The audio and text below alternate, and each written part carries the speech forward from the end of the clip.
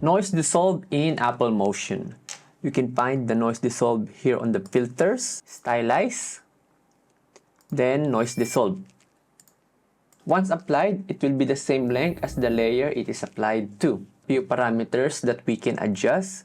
We have the dissolve amount, random seed, and mix. Dissolve amount, this sets the percentage of pixels dissolved by noise. For example, at 0, there's no change at all in our layer. However, if we set it to 100, of course, it will dissolve our layer.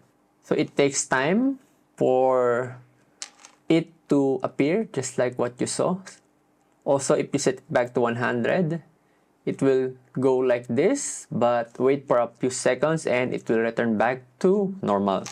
Random seed, it will create a random numbers of noise on our layer. Let's zoom on our layer first.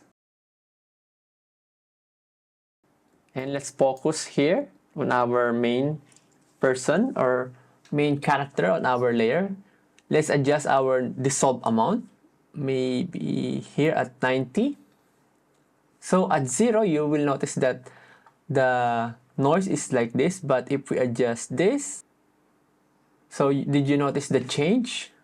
So it is really minimal in our eye, but the number of or the position of the noise is changing.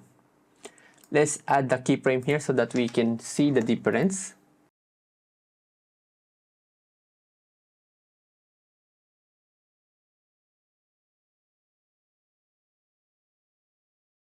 Then let's go back to our first frame.